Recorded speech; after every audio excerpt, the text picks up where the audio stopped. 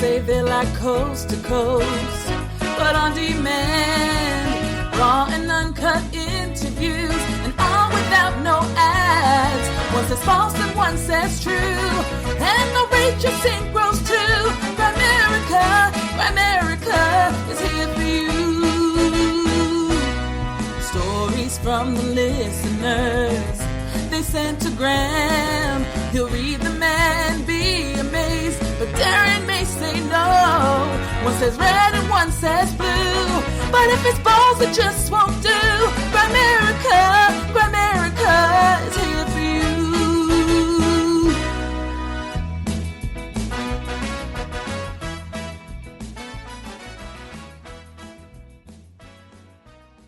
Okay, guys, welcome back to the Grimerica show. We're going to be chatting with David Rodriguez a little bit later about the secret underground history of American education. And we're going to be talking with Red Pill Junkie in the intro here, playing some new jingles. But first, as always, the great Ram Dum Up. Merry Christmas. Oh, thanks, buddy. Merry Christmas. Yeah, we're also going to be chatting about options for education as well, the positive side and the solution instead of putting your kids into the public school system. So David Rodriguez has done a lot of work creating a conference and different solutions all coming together for people to choose instead of like the education system. So yeah, it was a good interview. That was a fun one. Buddy's good. Dave's good. That's pretty interesting. You know, my older sister, Angelica, has a master's degree in education. You know, she's been in charge with designing the school curricula for many middle schools and high schools here in Mexico. You know, the schools are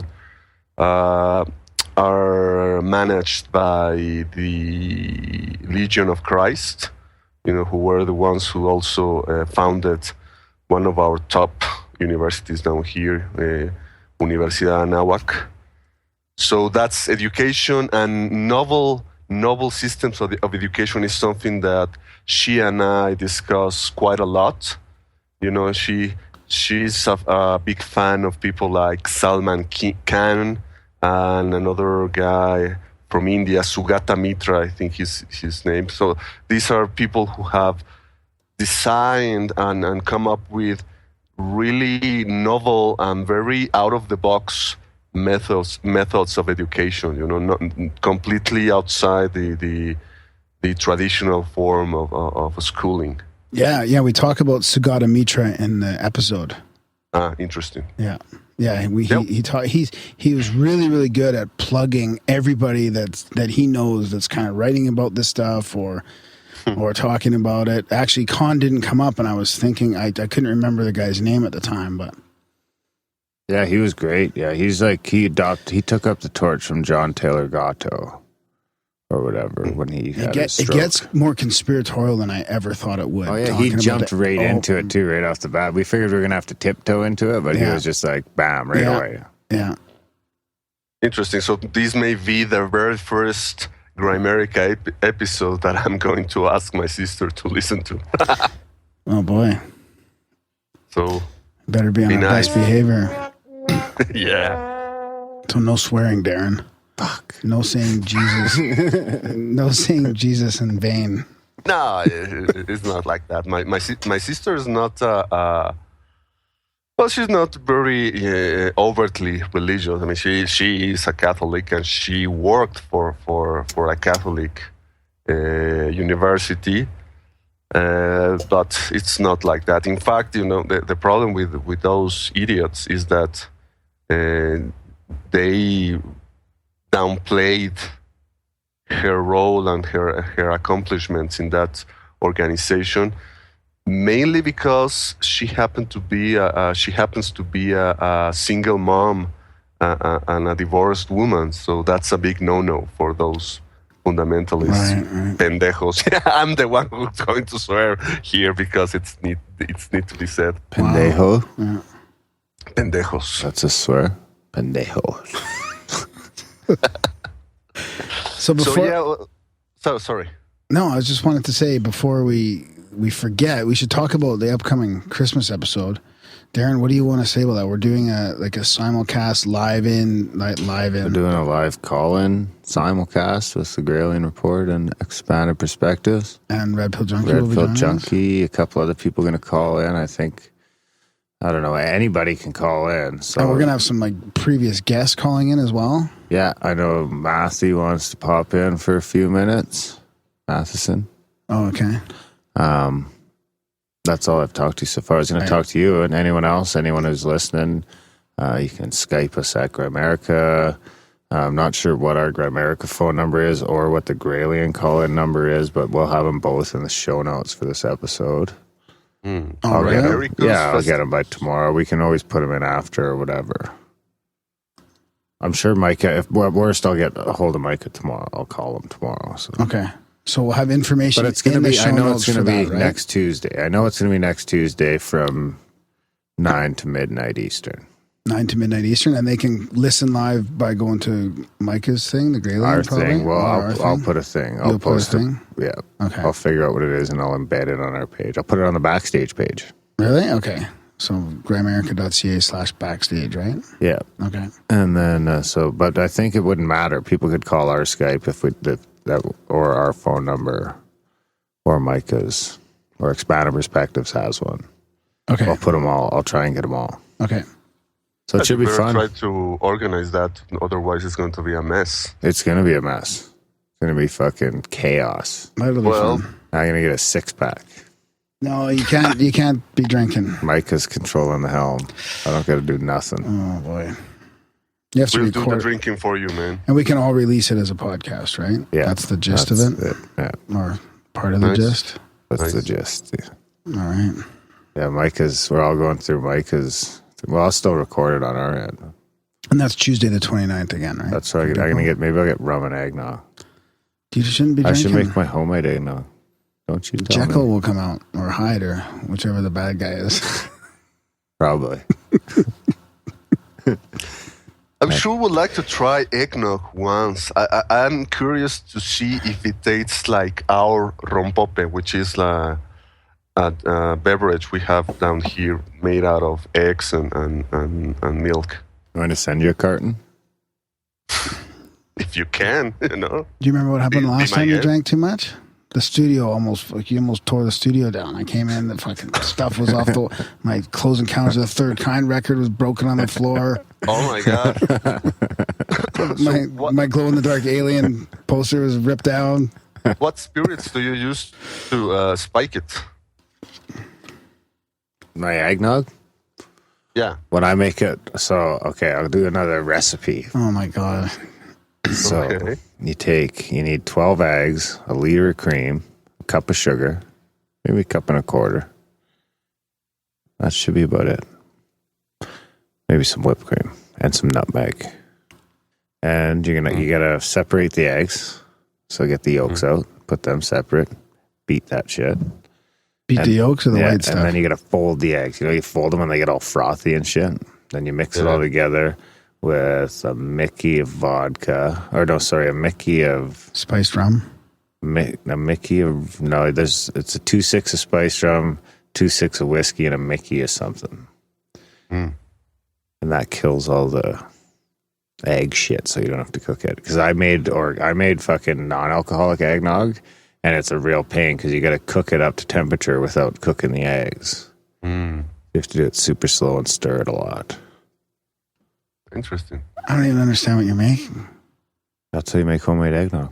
Eggnog? Homemade eggnog with rum in it, not just eggnog. Well, you can make regular homemade eggnog too. It's just a lot of cream and egg. You got to separate the eggs and froth them, and there's a whole process. Just mix a bunch of shit together. So you just pre-mix your eggnog? I used to make it from scratch, and then we'd have parties where everyone got blacked out drunk and fought each other. So then we stopped making it. Yeah, let's not make eggnog in the studio. My mom makes Christmas punch, with a lot of fruit, seasonal fruits, the sugar cane and God knows what else, prunes. Did you say seasonal fruit or seasonal fruit?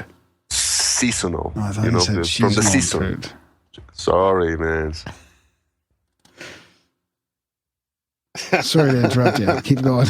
No. Just, I don't have the recipe with me, Is it But powerful? it depends, it is without any alcohol. That it's up to the. You can add some, I don't know, brandy or something. Ugh. So it's pretty good. Why would you want to add brandy to anything ever? Yeah, I'm not a brandy man myself, but that's maybe the one occasion in which I will have some brandy or maybe some cognac if you have something. No, it's not my kind of beverage. I think that I'm a whiskey man. Whiskey and gyro. And tequila also. Tequila. How about some UFO quote?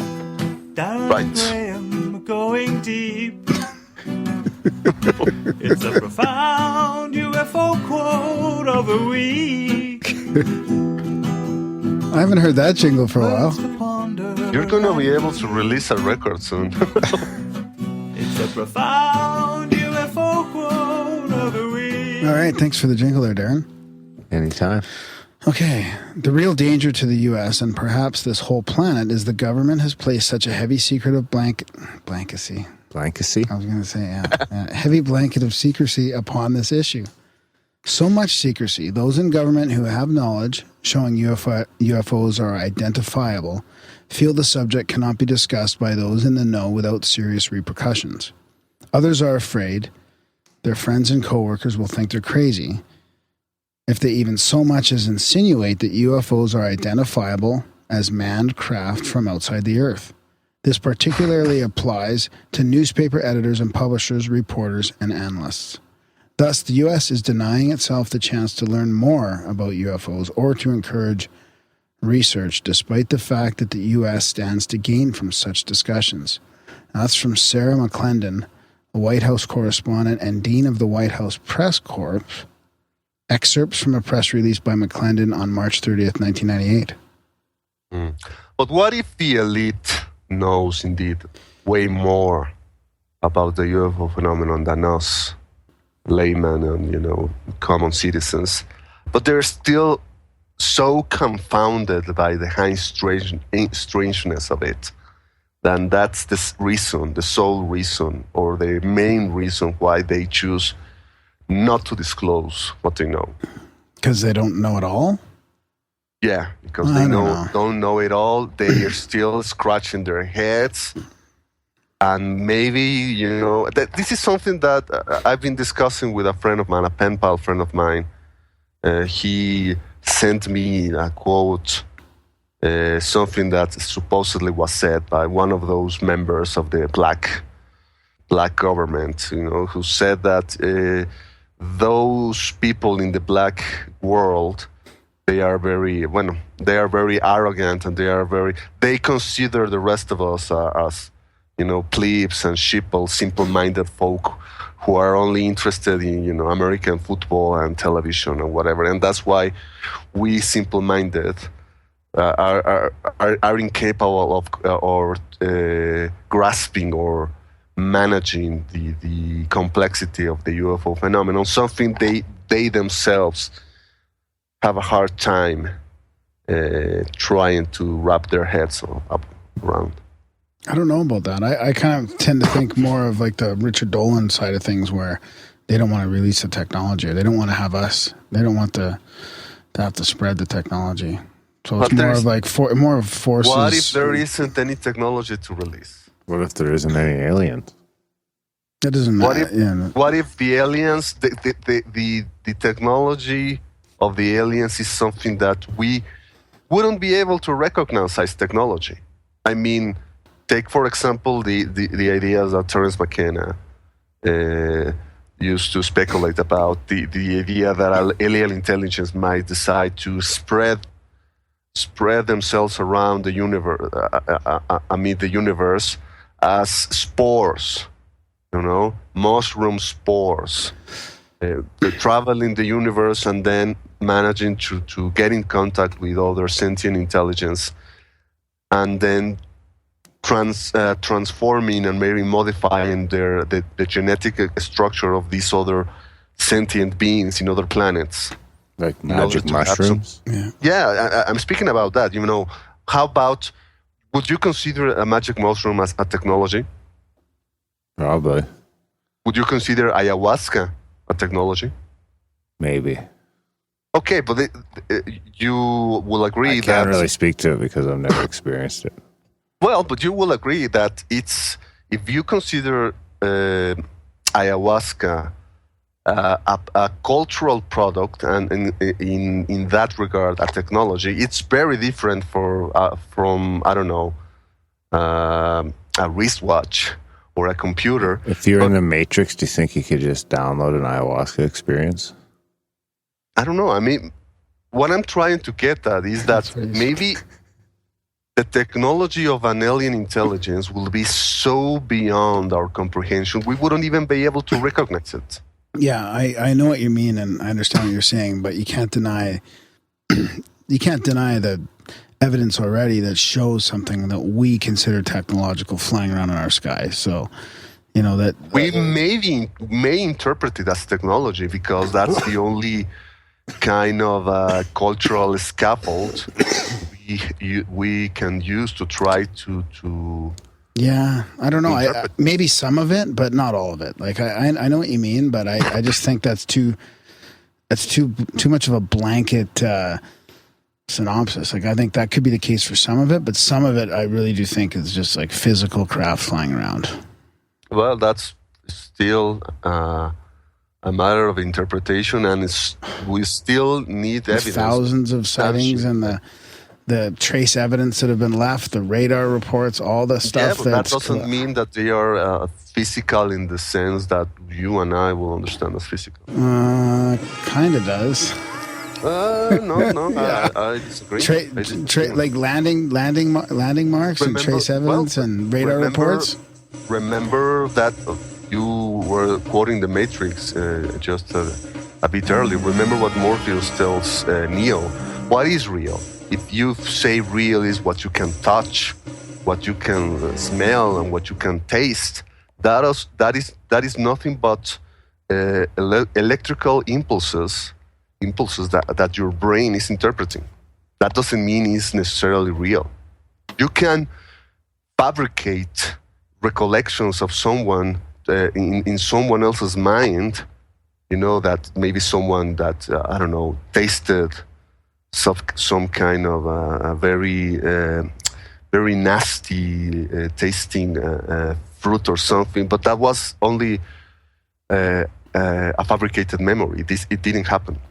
Yeah, but in the end, the main thing is somebody's flying around in something some of the time, and somebody in the higher levels of international corporatocracy knows about it. So you say, but...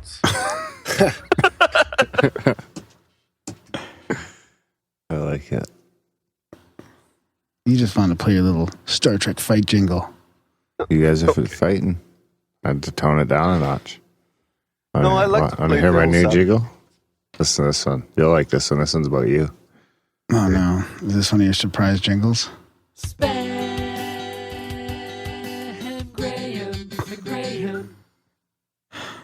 Oh, very funny. Okay, well, I got a spam, actually. Perfect. He says, this is from David B. He says, possible puzzle piece. Thanks for the email, David. He says, hi, Graham and Darren. This isn't the first time I've contacted you.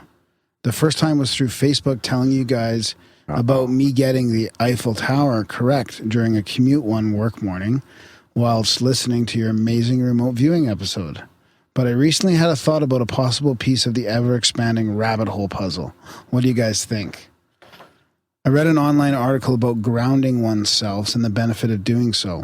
It was a very interesting article talking about how rare, if ever, people in the Western world actually go outside barefoot, being in direct contact with Mother Earth. This got me thinking.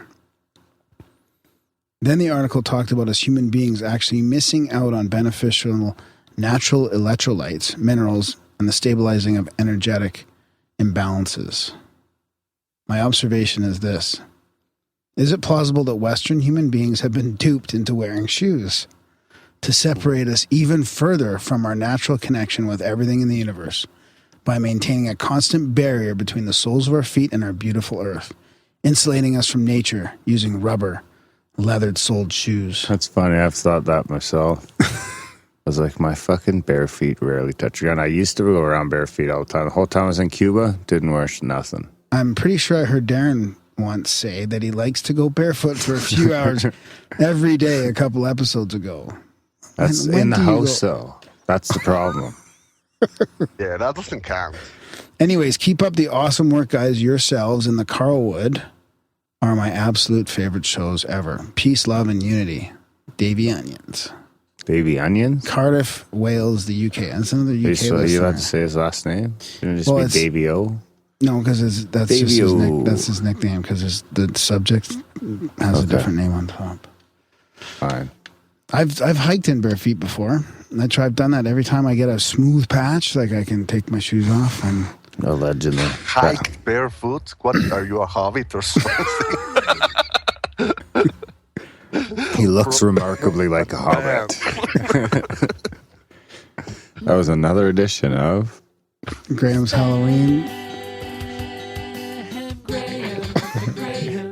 At least they pronounced my name right, not like you. Obviously, you didn't tell them how to I pronounce just my spelt name. it. And they did it I should properly. have just did it, Graham. Can though. you thank the Fivers for me? I gave him a 5-star review. Did you? Yeah. Here's the new one for the when we do the quotes. And now another edition of the Grimerica goodies. For the people.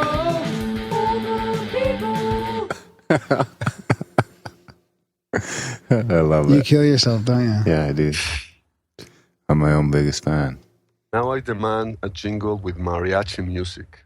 How about a cappella?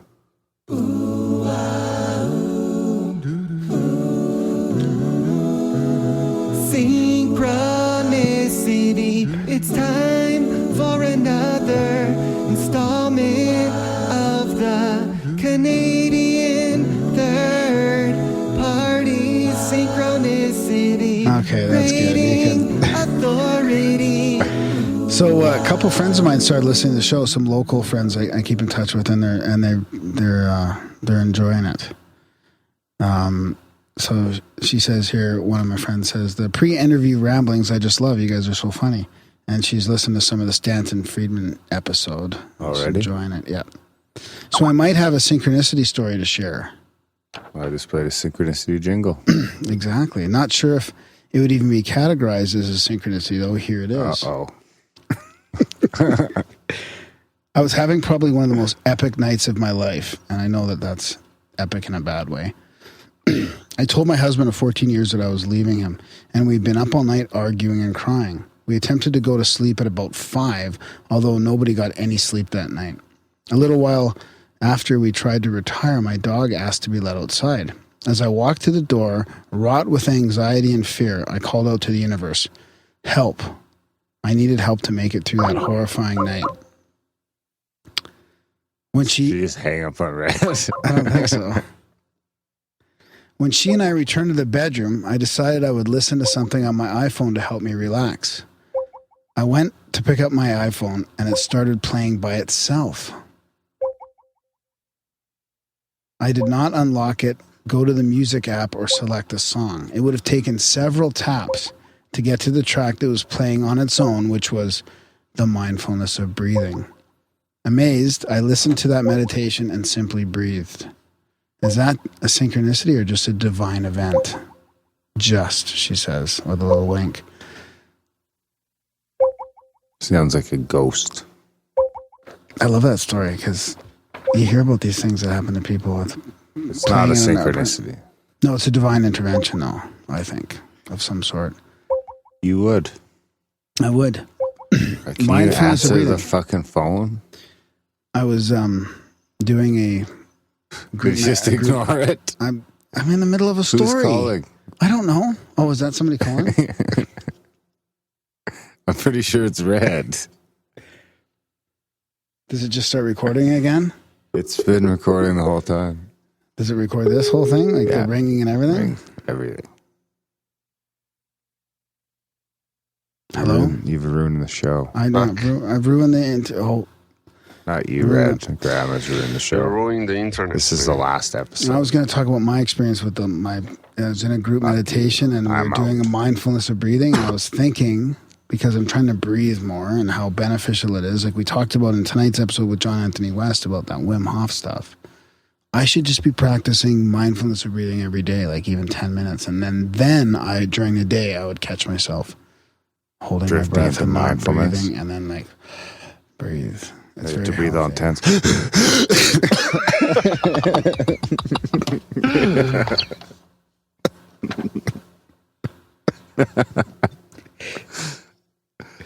It doesn't have to be like that. So thanks for the email and welcome to some local listeners. Yeah. Welcome. Not Synchro. I can't rate it. That's okay. It's not supposed to be rated. It's just a Probably cool better. divine intervention. So Red, what's going on with you, buddy? Is that Nothing the much. Synchro you had? I've recently tried to help promote the new book by Mike Leland, The Messengers, which is getting a lot of praise and 5-star reviews on Amazon. Wow. Yeah, Perfect. I feel really proud. Really proud for Mike because I know that he really put his heart and soul into this project, and this is something that began to take form years in advance. I think even before he realized he was meant to write this book. You know, when he started his blog, not really knowing what it was all about, and then very soon he started to get a very devoted following, and also like a plethora of emails of people who wanted to share their strange owl experiences with him, and that is the origin of The Messengers, which you can find in Kindle format on the Amazon store, or also in paperback. Wow, I didn't even know he was working on the book. So for those listeners who aren't sure, Mike Cleland had a podcast called Hidden Experience, and he I talked suppose about that- some crazy synchronicities. Like I we're suppose talking that's a about good excuse to have him on. Yeah, we should have him on. Would he come on, Red? You want to get him You on? want to set it up? Oh, I you would could- love to. You could help interview him if you want. Oh yeah, I would love to. I actually already did a bit of a Q&A with him. It was something that was conducted via email. So I sent him a bunch of questions that I then posted on the Daily Grail. It was not, mind you, the typical Q&A that you give to an author after they release a book. This was something that I wanted to do as a fan of Mike, and as a follower of his work for several. I think that 6 years by now. I've been a regular reader on his blog, Hidden Experience. So I decided to go really deep with the questions. Some of the things that I know that are important to Mike, and what I think was his reasoning behind trying to write this book. You will find that on the Daily Grail, and you will also find an exclusive set of excerpts, that Mike expressly chose to share with the readers of the Daily Grail. You can find that on the top of the Daily Grail webpage, where we keep our guest articles. You can find that, and it's really incredible. Even if you have never heard about Mike Lennon, if you are still thinking, what the hell is this all about? That those excerpts will give you a fairly good assessment of what is the core argument or the core message of this book, which I think is something that the UFO community needs to really pay attention to. Just like the synchronicities that were plaguing Mike several years ago, I think they still do. I don't think that's something that you never get rid of. It kind of like goes in cycles. You get cycles in which you get the synchronicities really strong and very, very close one from another, and then you have like a relaxed period in which you barely get any. But anyway, what I think is that the UFO community, those people who think about the UFO phenomenon in a very material and nuts and bolts perspective, they will benefit greatly in reading that book and trying to see that there is a whole spectrum of experience that they've been neglecting and ignoring for many decades. And maybe that is where we will be able to answers. Let's set that up. Mm-hmm. Perfect. Are you still thinking of going to Paramania? Oh, definitely. Okay. That's a 95% possibility. I'm also thinking about going to the International UFO Congress in February. That's good. That's where I met Mike Clallan 3 years ago. I know. Myself, Greg Bishop, and our friend Robert Bernstein, who was one of the leading lights in the Paracas forum. I think he kind of quit recently. I'm really don't know why, but that Robert was one of the people that I really respected a lot. His opinion was invaluable to me, and the three of us are thinking about going there because we really want to see if we can have the chance to at least speak 5 minutes with Jacques Vallée, who is going to give some kind of Will you be wearing your Grimerica shirt? Maybe. I'm definitely going to be wearing my Keep Calm and Take the Red Pill shirt. Oh, you son of a bitch. See, this is Graham's fault. Yeah, We're not putting the red pill on the fucking Grimerica shirt. No, I told everybody what was going on. It was an extra $2 a shirt. So I actually got a Facebook message the other day from someone that was by now, disappointed. man. It's more than a year old. So... we don't have any fucking 5Xs. Oh, We'll have to get one tailored. Actually, well, you know what? I'll send you some shirts. Send me a couple. Is it double XL? I'll send it. No. XL. Okay. I'm tall. I'm not that large. I can't remember. It's been over a year. Is Mike Clallan going to be there? Not sure. I asked him, but because I'll send him a shirt down as well. He didn't reply back. I'm guessing he might be. I mean, it's only logical, right? He just published a book, and he wants to have as many people buying it as possible. So, what better place to promote it than the International UFO Congress? Yeah, exactly. Speaking of shirts, I'm sending one off to Australia for somebody that donated, and oh, perfect. Yeah, that's what I was going to say. Let's get feedback from some new countries. Oh, that's great. We're in so many countries. Let's try and get an email from everyone. Yeah, we really like getting. We really like to hear from people and get emails and stories, and donations always help. The igloo is freaking cold in the winter. I have a jingle addiction. You have a jingle addiction, yeah. We have. This is for when one of your stories goes south. It's a train wreck. Oh, it's a train wreck. Oh, okay. Oh, very good. Thanks. Yeah, of course, check out grimerica.ca/support. I'm going to get pictures of the shirts up there over the holidays at some point when I have my week off.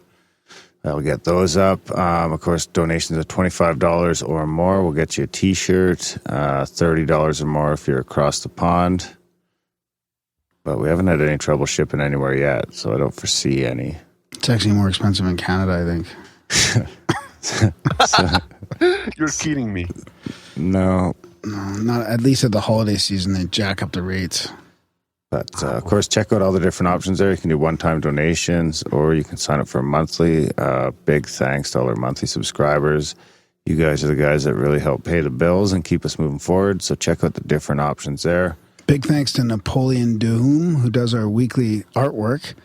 And I'm sure that he wouldn't mind a little competition. I know there's some people offering graphic design services and stuff. So if people T-shirts want as well. If people want to do, how do we do that? If people want to, they can get in touch with me, Graham at Grimerica.com, and I'll send them like show notes for the art. Like they could do the art based on that. You deal with that. Yeah, I'll deal with that. But anyways, Napoleon's doing a damn good job right now. So Yeah. Nice. And Wayne Darnell does the website. Justin does the newsletter. A couple people take bleeping some shit for us. Big thanks to all those people. But yeah, check out grimerica.ca/support. You can sign up for anything from $1 a month to $30 a month. Of course, all we ask is $1 an episode. Or even $1 a month. That's like 25 cents an episode. Yeah. Like 5 cents an hour. yeah, That's just to not cover bad. expenses. Yeah. Heat being the biggest. Right on. Thanks for joining us, Red Pill Junkie.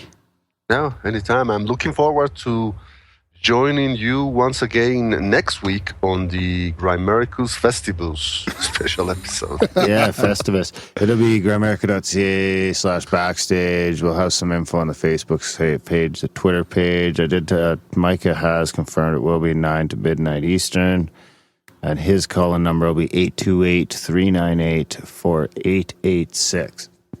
And yeah, that should be a bit of organized chaos, hopefully, to some extent. Either way, we should have fun getting everyone in under one roof. Right on. Looking forward to it. Yeah, thanks, guys. That's Tuesday the 29th. Tuesday the 29th from 9 to midnight Eastern. Free for all. Call in if you want. Email in.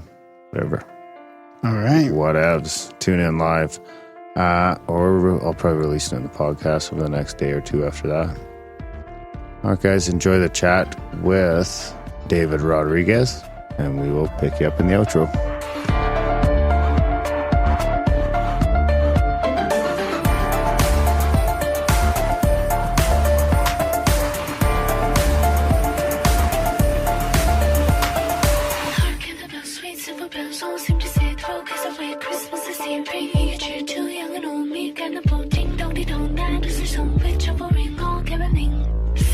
Merry, merry, merry, merry Christmas. Merry, merry, merry, merry Christmas. Merry,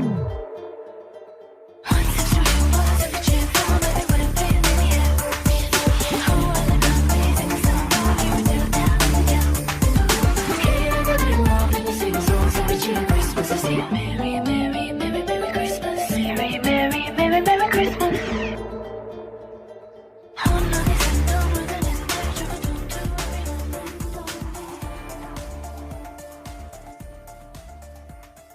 All right, we have David Rodriguez here today. He's a publisher of the Underground History of American Education by the world famous teacher John Taylor Gatto, and he's also the founder of Education Options, which is a nonprofit that promotes private schooling and homeschooling.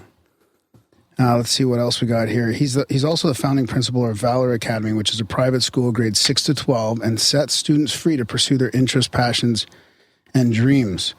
And he's doing work. His newest book project is with Mr. Gatto, and also contributions from Dr. Ron Paul, G. Edward Griffin, and Lew Rockwell, and will be made into a film in 2018. So this is kind of an area that we haven't really explored yet. We're really looking forward to getting into it. Welcome to the show, David.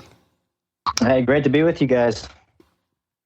So this is kind of new to me. I've heard a little bit about, like the underground history of American education, and it's one of those things that's kind of hard to believe.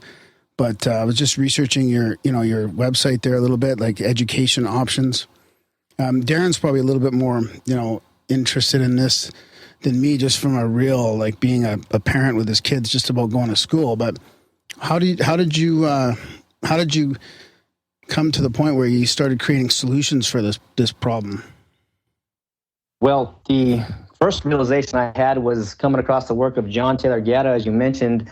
And some of the folks who might not know about him, he's famous for being the New York State Teacher of the Year 2 times and New York City Teacher of the Year 3 times. So he was in this really elevated position, and he started basically blowing the whistle, and he said, quote, "I don't want to hurt kids to make a living any longer." So it's pretty powerful, the courage that he has to come out and speak that. And for myself personally, I went to the public school system, got a university degree, and I knew something wasn't right in the system. And so when Gatto starts revealing some of these early documents, which indicate that there's powerful people who want to control the masses, and they use school as a tool to do that, as many people can relate with. And it's just a big question of what to do about it. So the solution which I identified, and a lot of inspiration from Gatto, and there's a guy named A.S. Neal. He's famous with a school called Summerhill in the UK. But the idea is to opt out, and either homeschool your kids or do some type of private schooling, Montessori, democratic schooling. And so it came about just seeing where Gatto takes us in his literature and what to do about it. So that's how I came across founding Education Options, and just really want to empower the young people. One of my favorite quotes is from Buckminster Fuller, and he said, "Every child is a born genius. The problem is they get de-genius trying to please their teachers and please their parents." So I really related to that, and I said, I want to help my kids and untap their potential. Yeah, that's a good quote. I don't think I've heard that one from Buckminster yet. Buckminster. So yeah, can you give us, for our listeners that are kind of in the dark, can you give us a rundown of exactly what Mr. Gatto's literature kind of pertains to, and where the education system came from?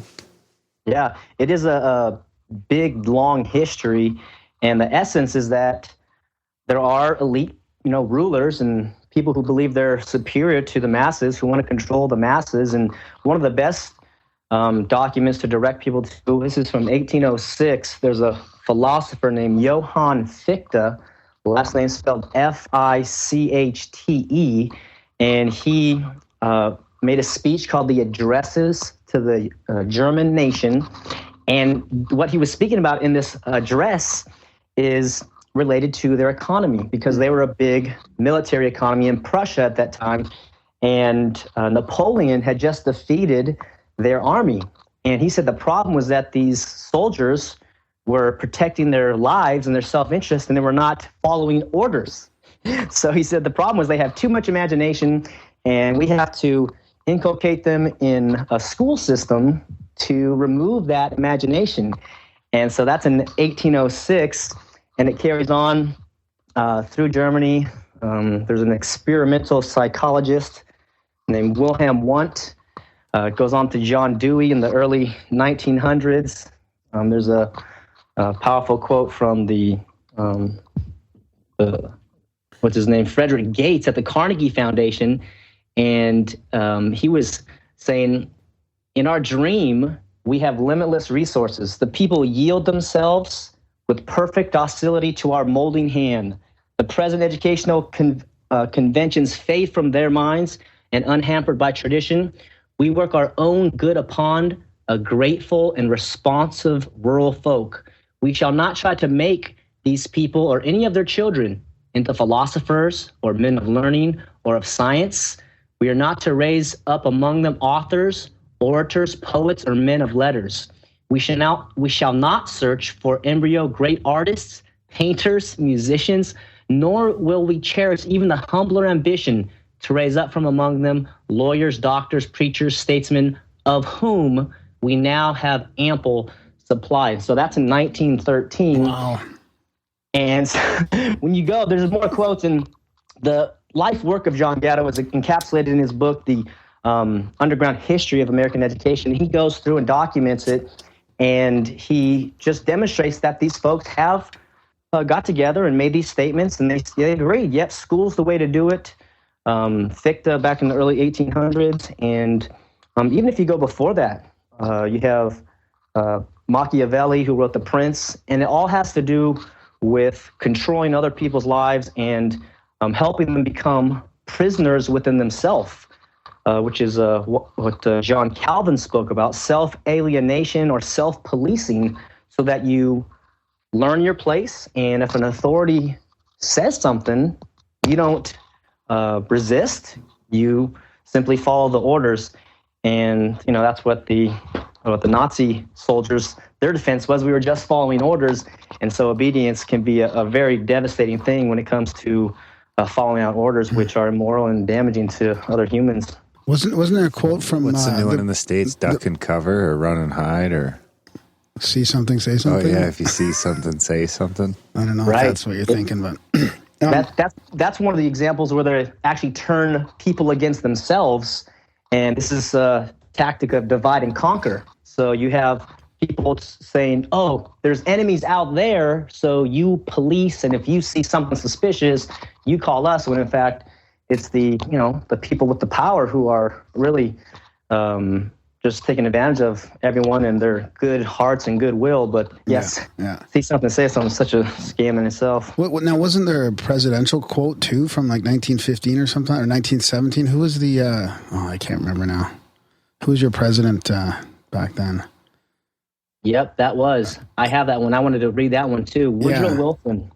Woodrow Wilson said this. He said, "We want one class of persons to have a liberal education, and we want another class of persons, a very much larger class of necessity in every society, to forego the privilege of a liberal education and fit themselves to perform specific, difficult manual tasks." Now, if people think this is a conspiracy, because it's hard to believe, but there's so much, you've got so much documentation showing that. I mean, and that's a quote from the president. It's pretty clear that that's the way they want it to go. But it reminds me kind of the banking system too, because we talk about that a little bit here, and people seem to think that it's just supposed to be that way. Like the banks are supposed to make money off of usury and charge, and we're supposed to be living in debt, the nations of the world. It's similar to this. Like people, I don't think they'll realize that how true of a conspiracy this could be. Like that this education system has been manufactured for a reason to be what it's like. Correct. And to just demonstrate the evidence, because it is really, hard to believe, Gatto's whole story was that he was an advertising man. He was a business guy, and he just decided to substitute teacher for a little bit. And he saw some strange things occurring in the classroom.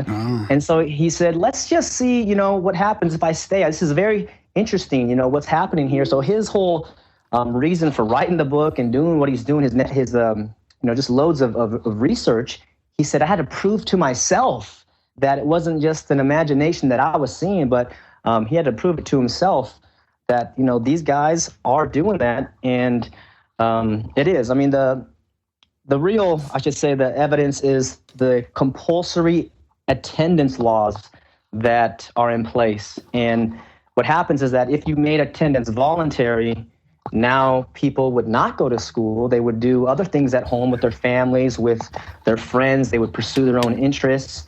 And I'm not quite sure about Canada. I'm sure it's very similar. But in the U.S., the schools are paid on something called average daily attendance. It's called ADA. And if you miss a certain number of days, your parents get a call from the truancy office or the truancy counter and attendance there, and they say, "Hey, where's Sally at? We've really missed her." In fact, what happens if she misses a certain number of days, they lose money on that. Oh, wow. Yeah. Did you realize that, Darren? I didn't realize that the schools are actually getting money for good attendance. Well, why else would they employ truancy officers? Yeah. If they weren't getting money for attendance, why would they care if you were in school?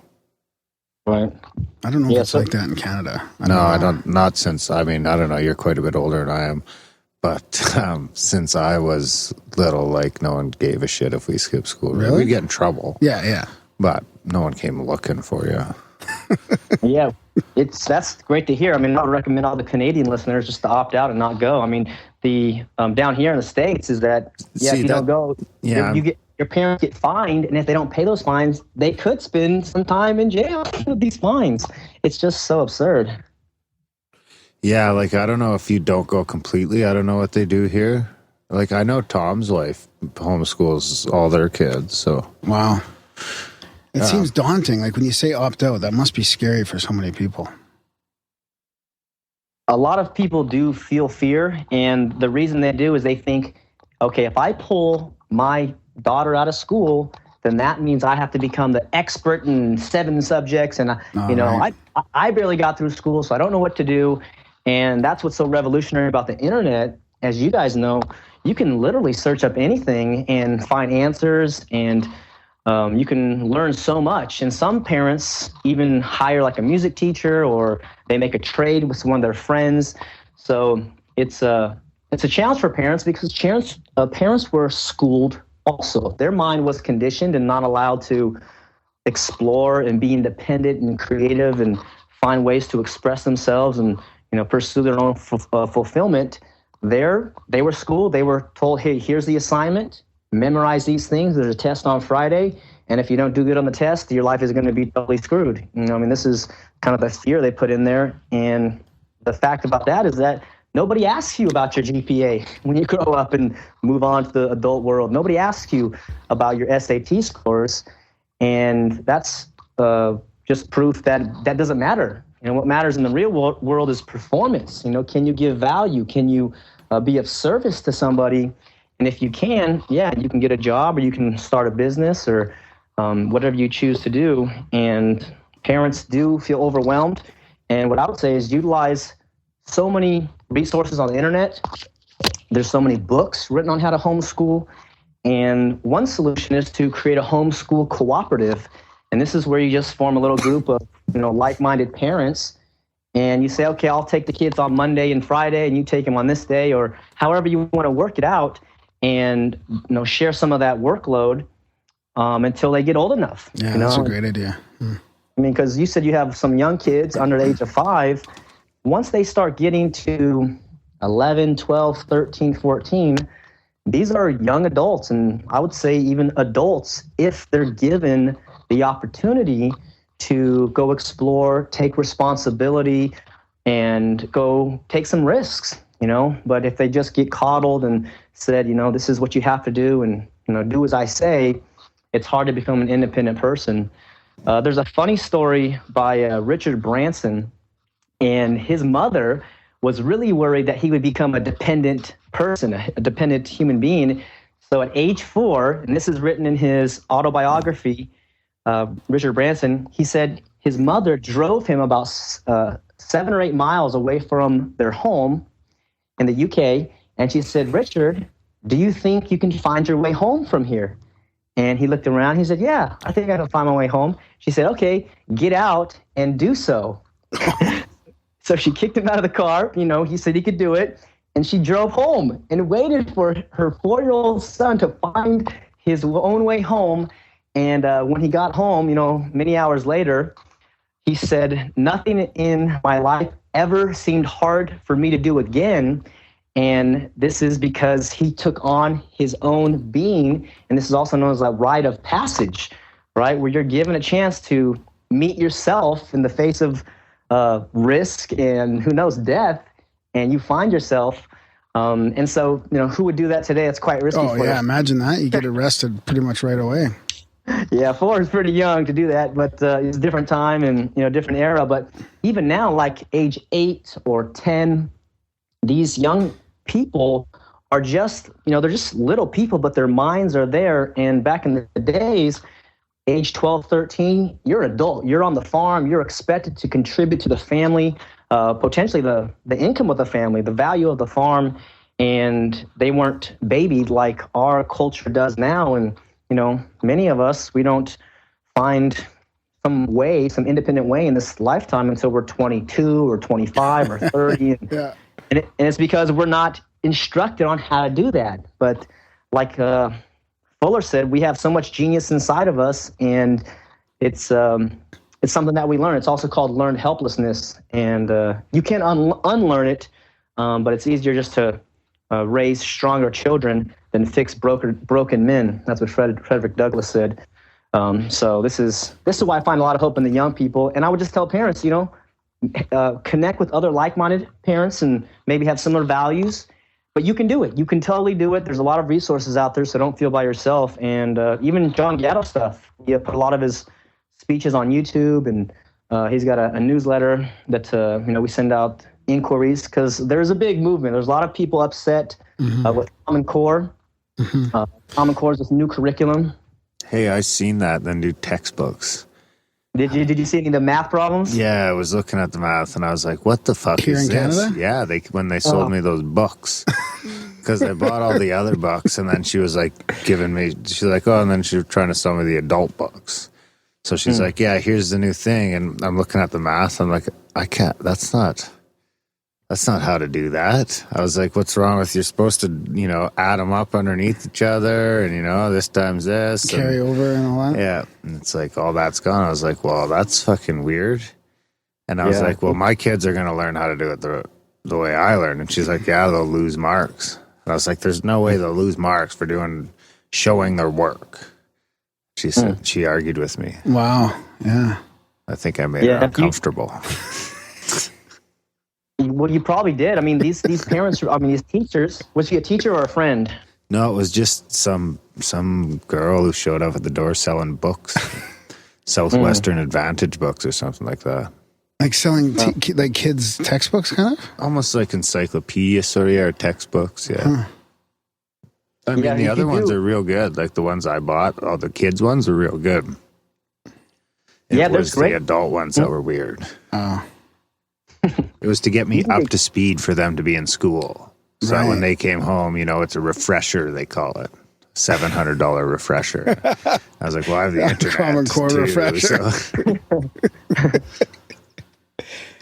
Oh, that's funny. Yeah, no, you can get good books from those type of salesmen or sales ladies, whatever the case is.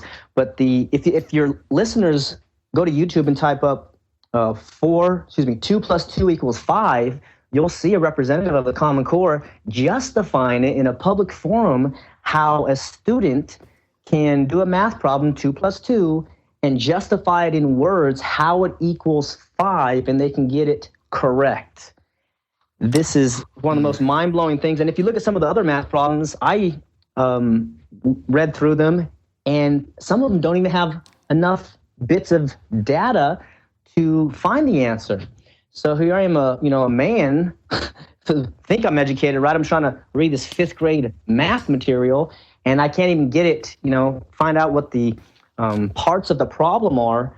And for the young kids, here's how it relates to young kids, is that young kids aren't conscious enough to realize, hey, there's not enough parts to solve this, so the problem's bad. They actually point the finger at themselves, and they think, I'm dumb. I can't do it. Yeah. And these young people, 5, 7 years old, are coming home crying, saying, I can't do it. I can't figure it out. And this has got to be one of the most emotional, bad experience and memories that they can go through. And then that imprints their life. We're so formed when we're young, and Common Core is a really terrible thing. So that's one reason that parents are starting to cause the ruckus, is because the essence of Common Core is a nationalized curriculum. Right. So there's 50 states in the U.S. Currently, the capital of each state is responsible for that state's curriculum. What Common Core does, it centralizes it in Washington, D.C. and says, now we know best, so we're going to create one standardized curriculum, and this is going to benefit kids. And, as you guys know, centralization just takes away from the local control.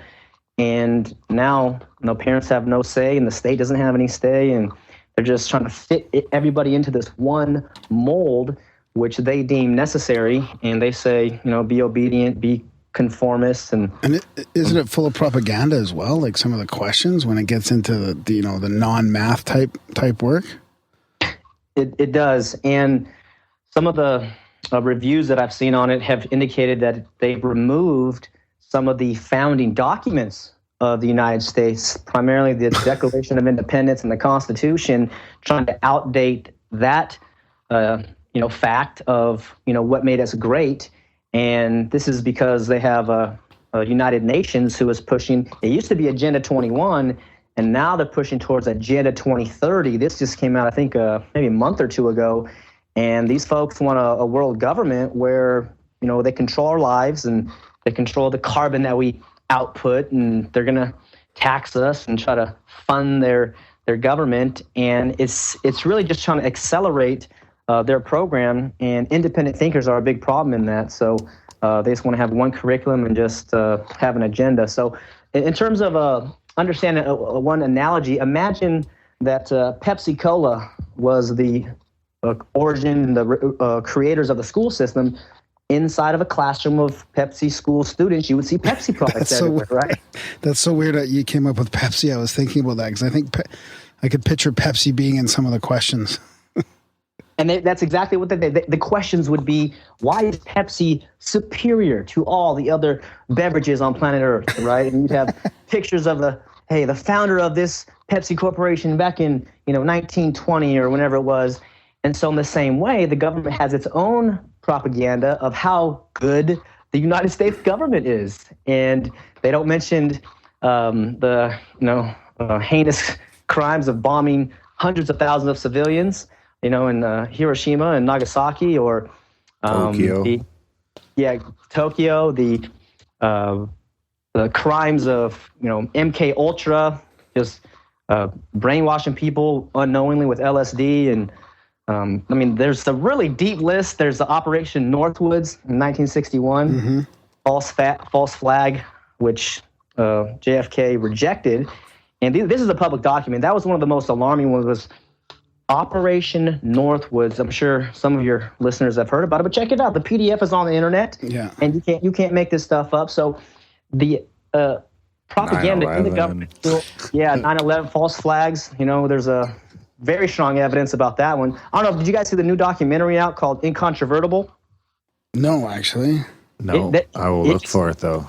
It's really nice. It was done specifically speaking to the firemen, the first responders, because it's that's probably the biggest subject to swallow of reality. But anyways, it's on YouTube for free, and those producers, I think, did a fine job. Okay, yeah, I'll check that out. Of doing that. But yeah, the agenda you see is just glorifying the United States government, when in reality it's free humanity which should be glorified. And the amazing things this country achieved in the beginning was because of its freedom and not because of its compulsory school system. Yeah. Hey, I wanted to ask you about some more history before we move on to more of the solutions. I thought I heard somewhere that this is something that people probably haven't heard of, and that might help kind of realize that the conspiracy that it is. But didn't they change the age as well? Like, I don't know if it was in the early 1900s, but it used to be sort of more geared to like elementary school, what we call it up here, and then they added high school later on. Correct. The original compulsory laws, which are in the book, were from age 9 to 12 for 3 months out of the year. Oh, wow. So, yeah, they started there, and then they went up, and then they went down. And so now you have compulsory education starting at first grade, age 7, all the way up to age 18. And there's another source that your audience can look up. It's by a guy named Alexander Inglis. Last name is Inglis. He wrote something called Principles of Secondary Education, and he goes through about halfway through the book and reveals the functions of schooling, the purposes of schooling. And this is in 1917. And the first function is to create habits of reaction to authority. And so these are fixed habits that's the purpose of schooling it is for. So yeah, that started off with 3 months, and now it's nearly 9.5, 10 months of compulsory school laws. Oh, brutal. So back to the solution a little bit. I guess it's hard for a lot of parents, not only for the fear of, having to teach your kids, but also monetarily, right? Like if both parents have to work a lot, that's got to make it difficult. It's ironic in a way that the people that can probably afford private school or to homeschool are the people that probably, would have an easier way already. And, and then there's the whole Ivy League college thing. Like, is it harder to get your kids into those universities if you've homeschooled? Is that, do you have to sort of find a workaround for that? That's a great question. So there's two parts. One is that, when mom and dad are both working, it's, loss if one of them has to stay home and homeschool, 5 days a week. So it's a loss of income, and in their mind, in my view, they're just thinking the school's not that bad, so we'll just put them there, and we got to make some money. We got a nice house. We want to have the lifestyle that we enjoy. So we'll just both work. Again, I would just say that once parents understand that the school system is not what it's propagandized to be, it's actually designed to create obedient people. This is a really big cause for them to find solutions and to link up with people around them. So, and also many of the wealthy people don't put their kids in public schools. They put them in private schools, and of course, like you mentioned, they have the means to do so. But Montessori. Mm-hmm. Yeah, there's Montessori schools. There's a really interesting one that's starting to do some really great work. It's called AgileLearningCenters.com. They're out of New York. There's NorthStarTeens.org. They're more focused on teenagers. But the commonality, which I just find so inspiring and lovely about these learning models, is that they allow the student to direct themselves. And there's guides that are around them, but there's not these experts who are determining what their assignments are going to be. It's more of a question. And this is one of the best questions to ask somebody as you have young kids is, what are you interested in? What do you want to learn? Because that's the hook that can inspire so much great learning.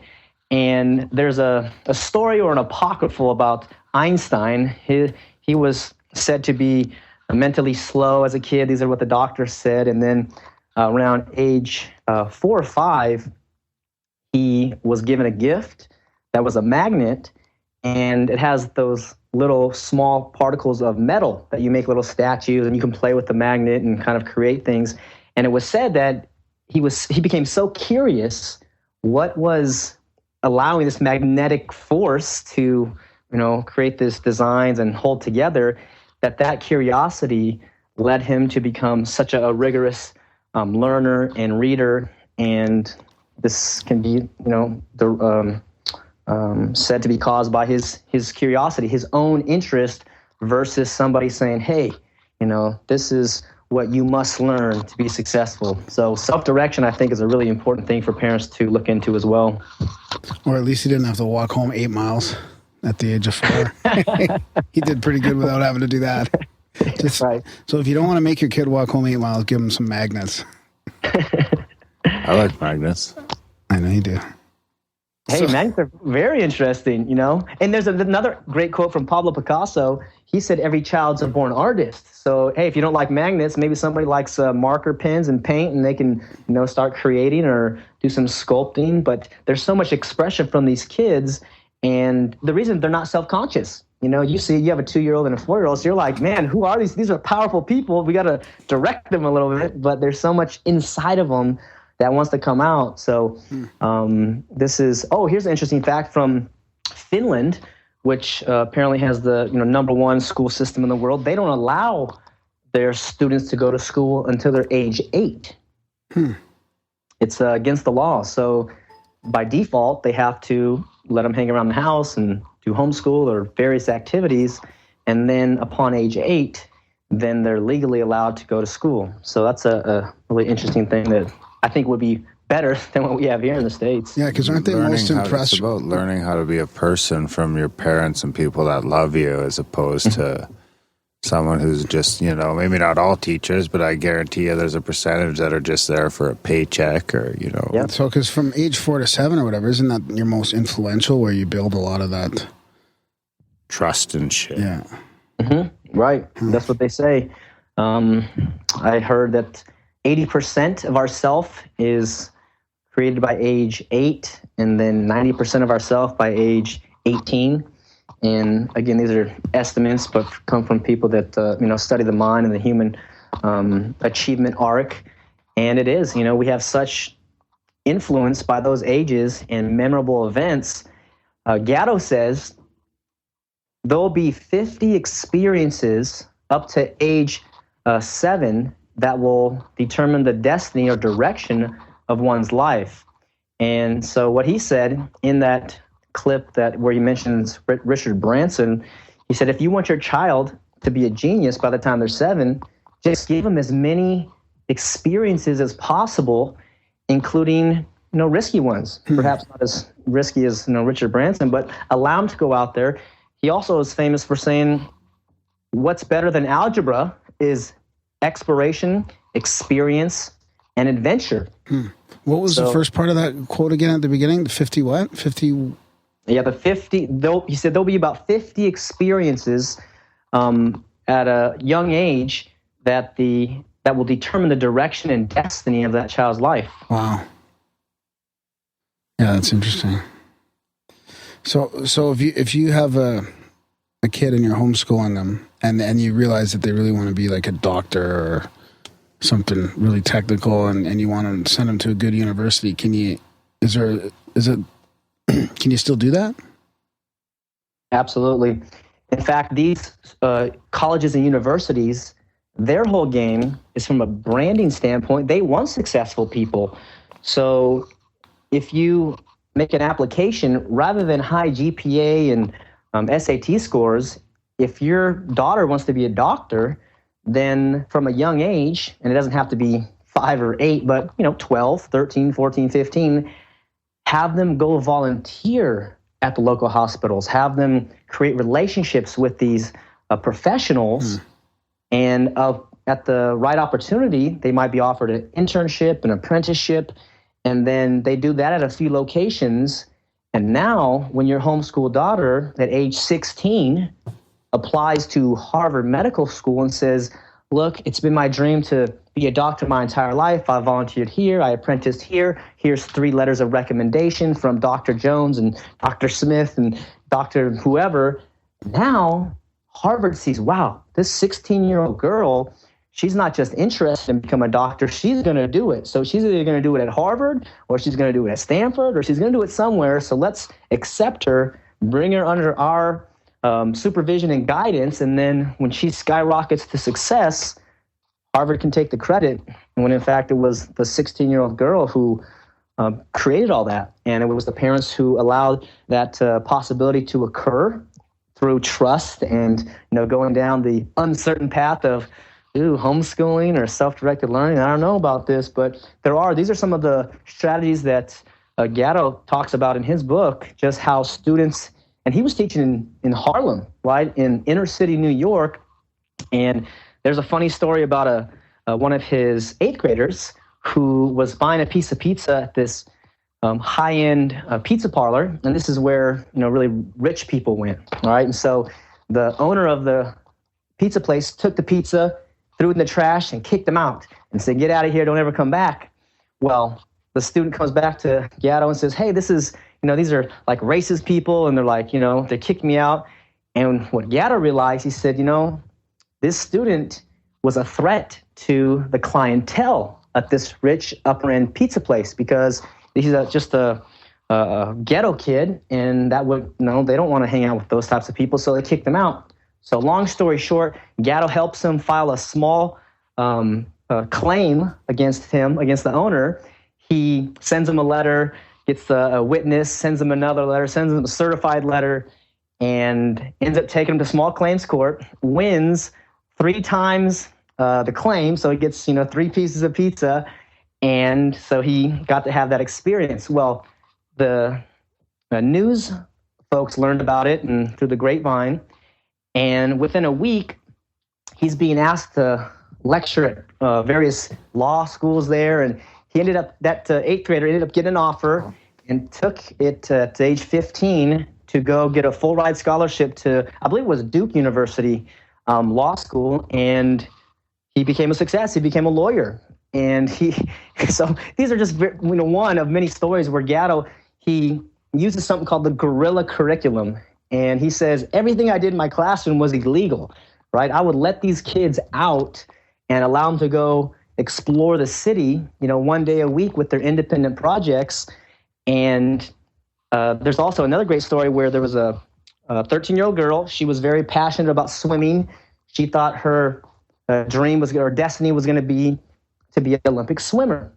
So she says, I want to learn about the different pools in the city. So her Friday project was go around, take measurements, criteria from these various pools.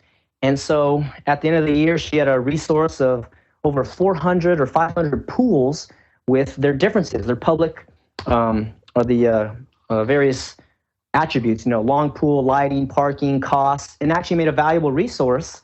And again, there was a magazine who learned about it and said, hey, we'd like to publish that resource in our magazine. And we'll pay you, but we're not going to put your student's name on it. We have to use our own writer. And the student rejected, I think it was $500. She rejected the offer. She said, no, if they're going to publish it, then they can use my name. This is mine.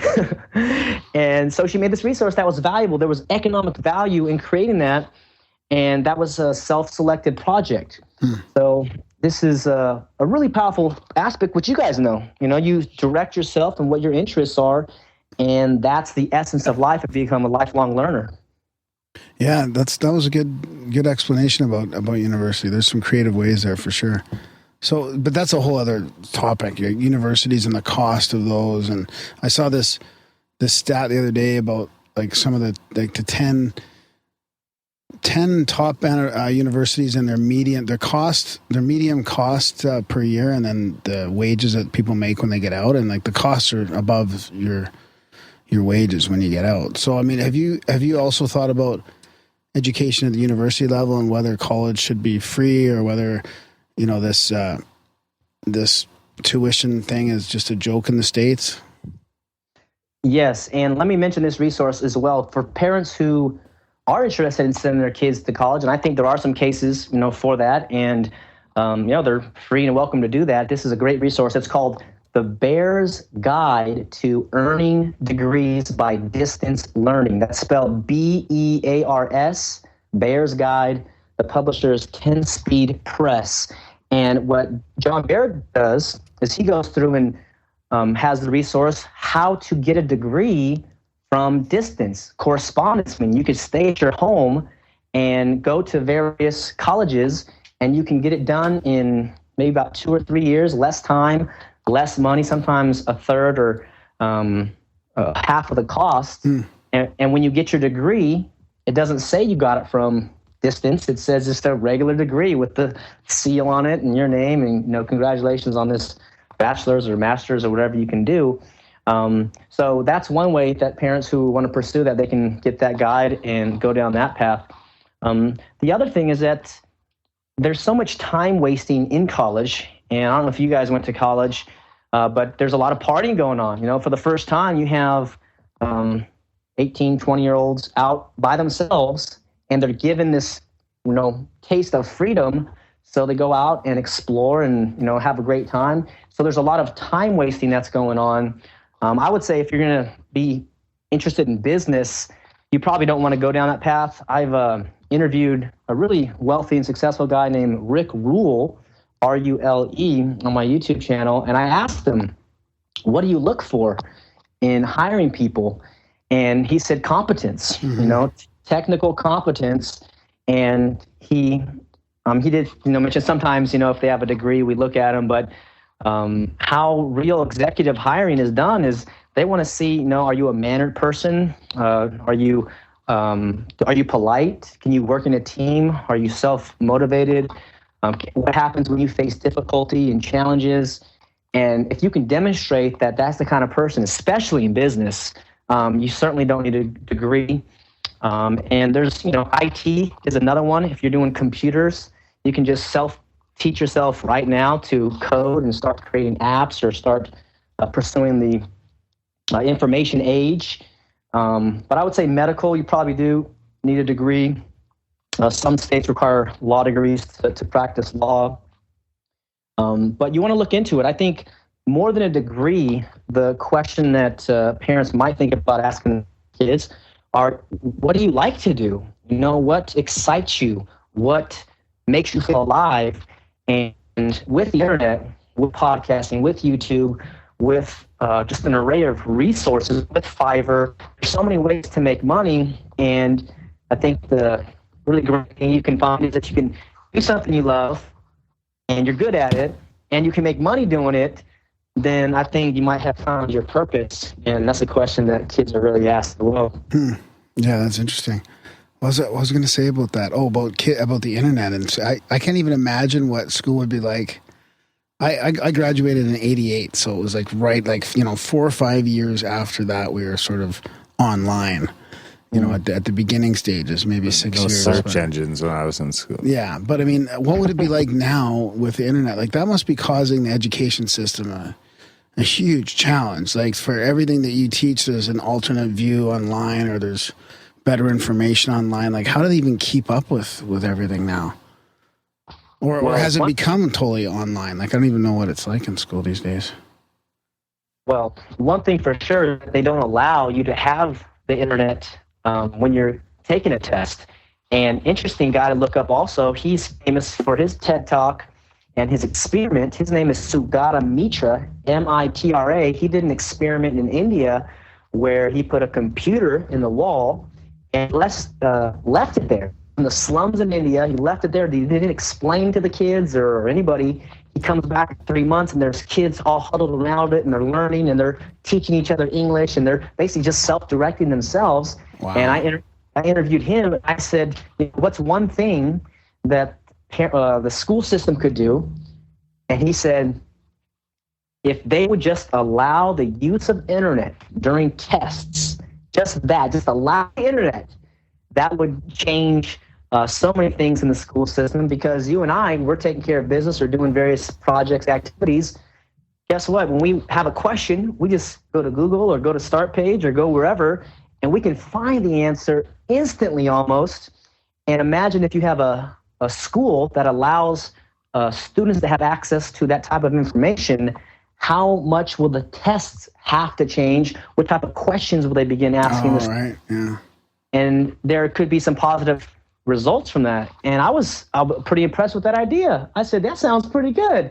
So there's a few, solutions out there. And he said, I'm still waiting for the legislative people to contact me. Nobody's contacted me yet. And I didn't tell them, but I don't think they're going to contact me, because they've facilitating the school system just the way they want it. But I really liked his idea. I've heard the same thing about dropping tablets in Africa, like solar tablets. Tablets, like ecstasy tablets? No, like fucking tablets. Oh. Sorry. Like a computer tablet. And those kids with no instructions, nothing, and the kids just figure them out. And they were even they were using them, they were hacking them. And wow, really? Yeah. I can't remember where I heard that. It must have been a documentary or podcast or something. Because doesn't that totally change the way they, like you said, David, about doing the test? Like at first I thought you meant, okay, well, they can find the answers and all, but really that would force the questions to change. That's the important part. And like instead of having to memorize silly things that you're never going to use again in your life, you can actually learn how to ask questions and answer proper questions. Like that must be just changing everything now, having access to everything at your fingertips. Yeah, and if there was a school board or a school body that could actually make changes, my guess is there would be this type of dialogue and discussion and debate going on. But it's been so just centralized that little voices, in the school board or lower ranks, the PTA, and these are all well-meaning people. Let me address the teachers here. The teachers don't understand that they're part of a bigger organism, a bigger institution. And my mother was a teacher, in fact, and I have family members who are principals and teachers now in the system, and they're great people.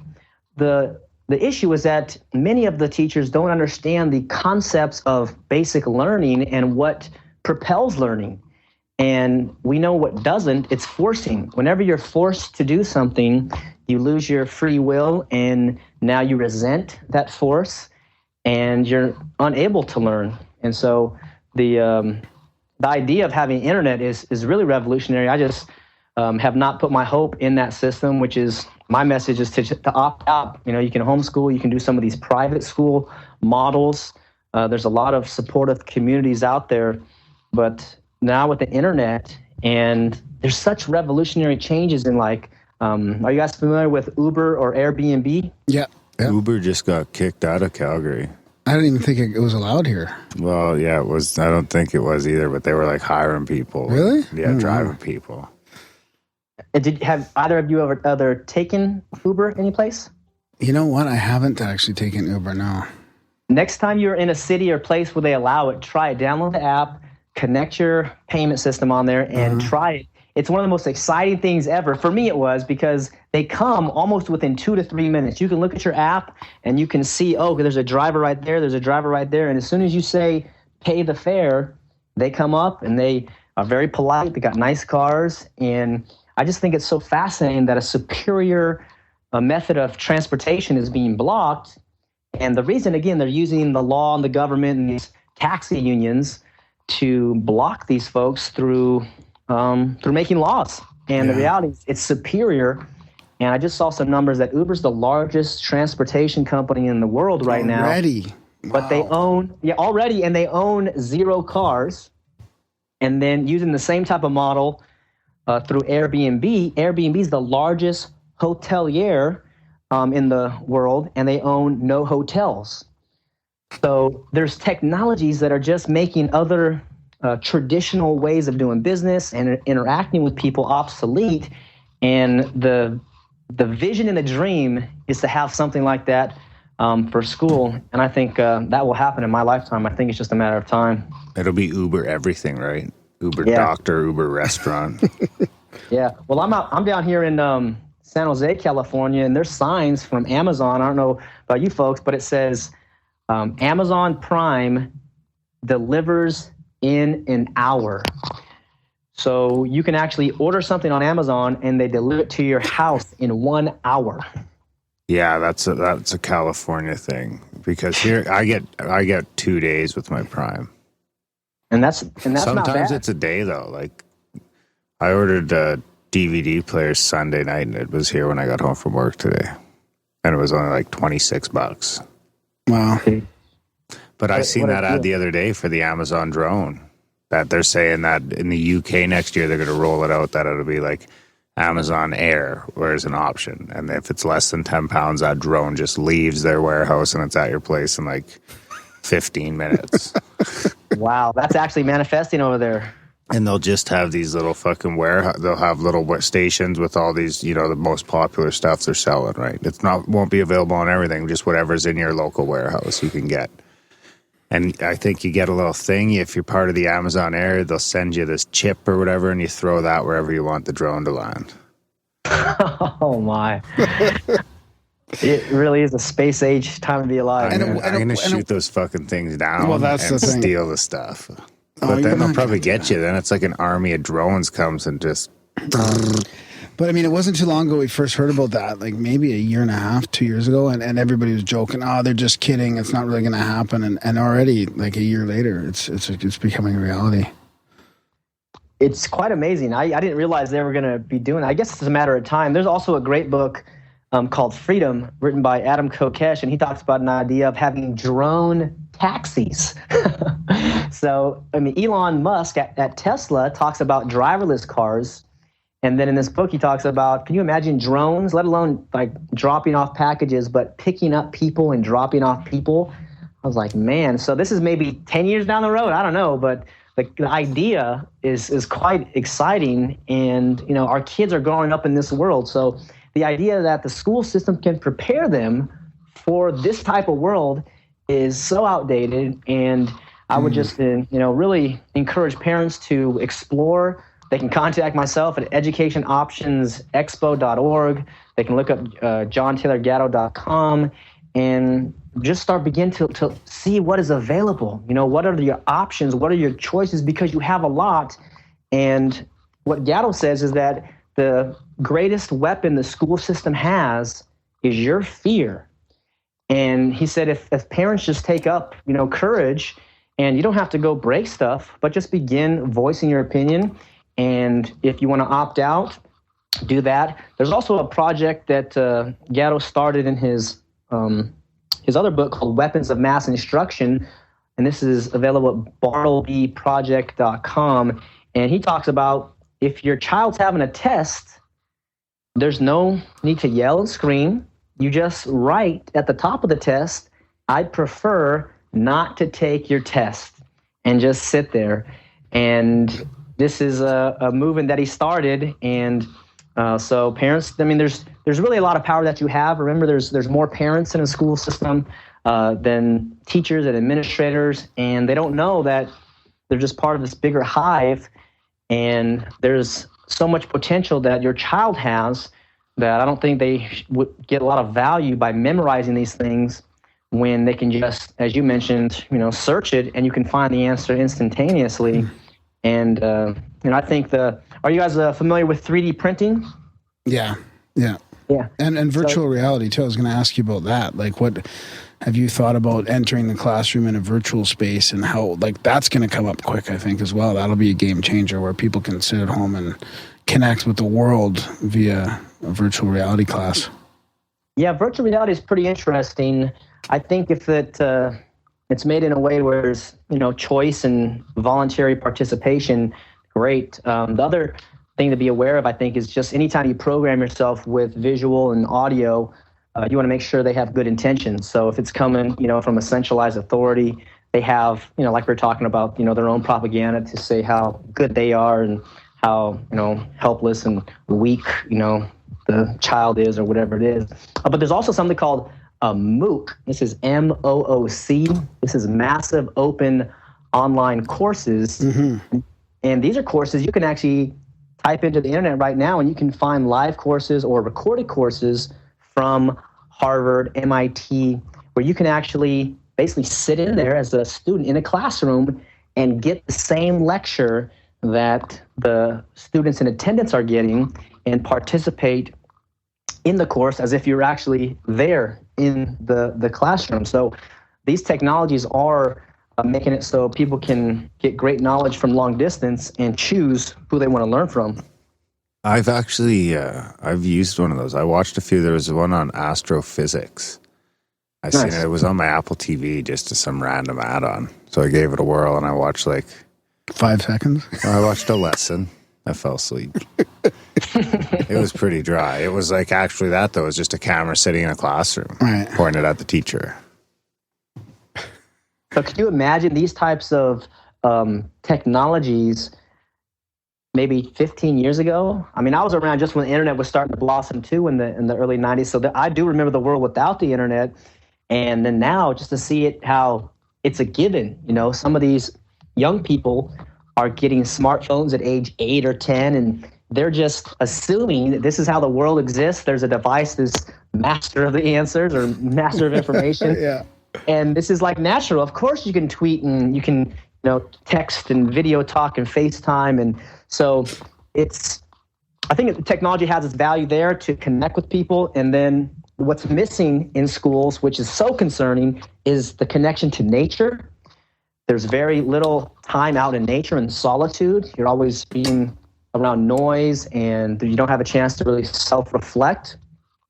And also a lack of recess. Obesity is a huge epidemic in this country, and I'm sure you have, researched or looked into some of the food objects or the ingredients of food.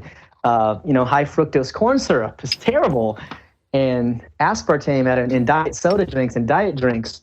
But this is getting back to recess, and maybe they give you 20 minutes of recess nowadays, but they're taking out recess, they're taking out art, they're taking out music, everything to create some type of inspiration in the young person. They're removing, and this is, I think, a huge problem. So again, just for parents, there are great solutions out there.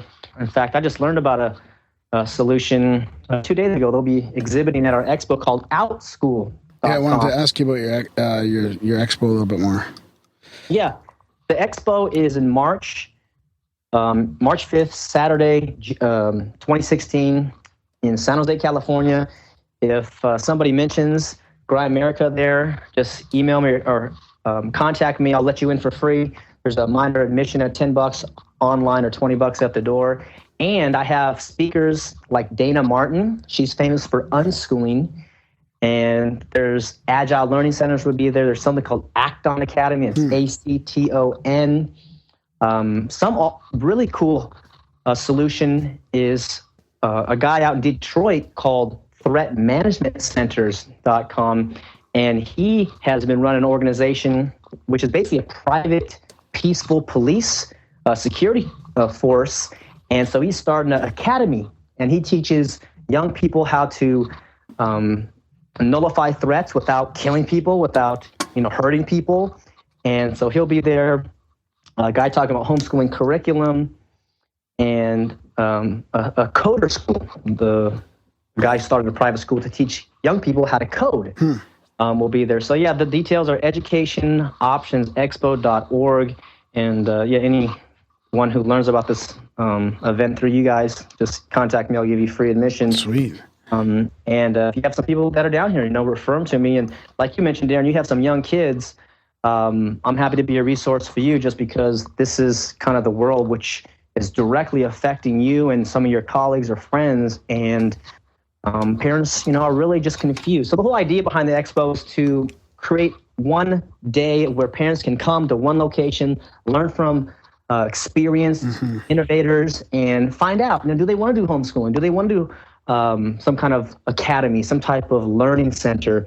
And, if not, no big deal. We just want to create the atmosphere where we're talking real solutions. We're no longer going to, accept this school system or try to go make our vote heard. And I mean, if people want to vote, that's fine. They can do that. What I'm saying is that there's so much better solutions out there where we don't have to ask permission. You simply withdraw your kids from the school system. You create a cooperative group, or you put them in a private school, or you do something where every day somebody around them is going to ask, what are you interested in? What do you want to do? The world is your oyster. The world needs you to rise up as a leader, rise up as an inventor. Maybe inside of you is the solution to this X problem. And these kids, once they start believing in themselves, they're off to the races, and they can begin creating a lot of positive change. So there's a lot of hope, and this is an expo. This is the third time I've held the expo, and yeah, there's a lot of great people are going to be there. So if you guys are down there, come on through. But that's a great idea. Yeah. No, that's a great idea. But I interrupted you before. You were talking about the solution you talked about. You learned about a couple of days ago. Was it outschooling or something like that?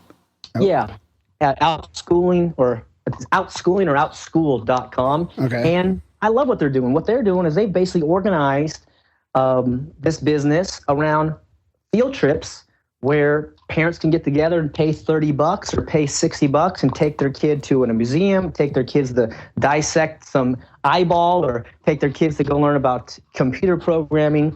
I also saw on how to make sourdough bread. But letting them have all these experiences. So you don't have to be the expert if your mom or dad listen to this. There are experts out there. There are people who are finding solutions to that. And there's another great one. This one might be in your area soon. They're called techshop.com, and they do have 3D printers. They also have laser cutters. They got woodworking, metalworking, and I think they have about 10 locations nationwide. I think they just opened maybe in Paris as well. And what they do, they just have a shop where you pay a membership every month, and then you have access to the 3D printer. You have access to all these great tools, and you allow the kids to go in there. They offer classes, pay $80 or something, take a class from this experienced person about safety and how to create something. And so there's really an exciting number of solutions that are coming out. And I just implore parents to take a look and, keep an open mind and keep, there's hope. Don't feel like you got to do this on yourself. Because just many people have gone down this road. And if you take a look at John Gatto, he can direct you to some positive solutions. And there's another resource I got to give you. There's a school called Summer Hill. And if you go on YouTube, the story about them is online for free. You just type in Summer Hill 2008 in YouTube. It's about an hour-and-a-half movie, and it talks about the philosophy of A.S. Neal and self-directed learning. And it's I actually get emotional watching that movie because there's so much trust. There's so much mutual respect between the learner and the counselor, the guidance, adult there. And it's a great movie. It's not only a good story, it's a well-written and well-directed movie, and you can get that for free online. Yeah, that's great. There's lots of resources there. So what? I suppose what would you say for the parent that kind of, like, what do you think at the very, if you can't afford to homeschool or you can't afford a private school, like is it 8 if you keep them home till 8 and maybe homeschool them till 8 and then get them into school? Like, is that sort of better than before that? Yeah, that's a good, beautiful question. You want to keep them at home as long as possible, help them form their character, help share your values as a parent with your son or daughter. And if you must work, whatever the case might be, it's okay. Send them to public school, but when they come home, help them understand that they're part of this. There's this institution. You can even help them realize the origins and how it was designed. If they realize what they're a part of, they can no longer be caught in the snare of it because they're aware of that. So, be involved, help them to not be stressed about these tests because this is what they're told. You got to do this test or you're not going to have a successful life, and help them understand a successful life. Like Albert Einstein said, he said, don't try to become a man of success, try to become a man of value. So if you can learn to give value, son or daughter, you're going to be fine. And, be open with your son or daughter. I myself, as I mentioned, I went to public school. So there's things that I feel incomplete towards because of the school system. And, one of it is anytime you raise a hand, and you get called on, what does that do if you get the answer wrong, right? You learn people are going to laugh at you if you take a risk and it doesn't work out. As long as the parents are involved, there's hope, and there's hope in any case. Just don't entrust them fully to the school system. Just thinking that the school system has this great solution for your child, and mom and dad are too busy, and it is. Life is busy, and we come home and we want to spend time with our loved ones and have 1 or 2 or 3 hours a night, maybe if we're lucky. And we just want to relax. We just want to enjoy our leisure time. So when the discussion about school comes up, a lot of times, they don't think about it. So just, have a conversation with them and begin asking, whatever you're interested in, honey, daughter, I'll support you. And, I want you to be successful. And, sometimes, school is not the answer. So if something's not working, we can find some options that will, respect you and, trust you to follow your own passion and your own star. Mm-hmm. Interesting. Hey, I wanted to ask you something, if you don't mind, if you got time. It might be a little off topic, but it's some of our listeners might have heard about this from listening to another podcast called the No Agenda Show, and it's about a documentary called Killing Ed, and I guess it's about the Gulen movement. So it's an expose about the corruption, politics, and anti-democratic efforts to privatize U.S. public schools. So, have you heard about that, and do you have any thoughts on that at all? I have not. I'll write that down and we can chat later about it. Could you tell me the name of it again? Yeah, it's called Killing Ed, as in killing education. And after reading the description, I guess the documentary investigates the worst case scenario, a rapidly expanding taxpayer-funded Texas-based charter school network. So it's about the charter schools. America's largest, operated by a global Islamic organization known as the Gulen movement. I think it's a bunch of Turkish guys that are sort of organizing it, but the charter movement's a dicey subject just because in some ways they're good, allowing a little bit more freedom, a little bit more self-direction. Mm-hmm. In the other ways, it's sometimes can be worse than traditional compulsory schooling because the school boards many times are appointed, they're not elected, and so you have corporate interests who come to profit off it because they calculate. I don't know what the exact figure is, but it is a per head basis. If you have, 50 students, then you get X dollars. I want to say anywhere from $10,000 to $15,000. It might be more, but there's big money involved. And I'll share one more thing here is that the very wealthy people put their kids in private schools, but they are called elite private boarding schools. And so these elite private boarding schools have various principles which they practice to help their young ones become leaders and help them rise to the top. And one of them is called the active literacies. What is that?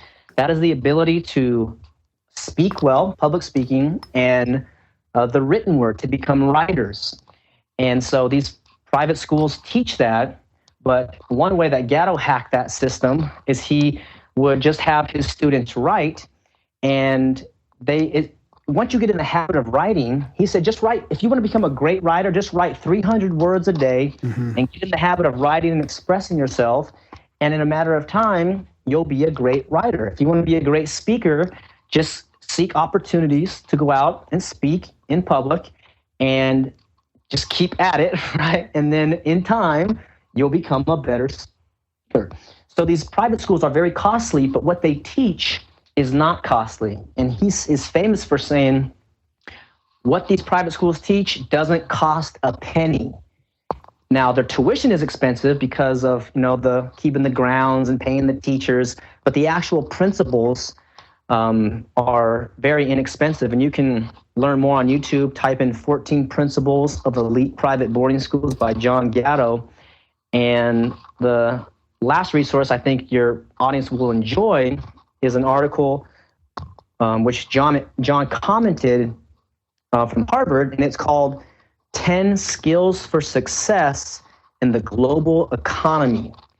And he goes through the commentary.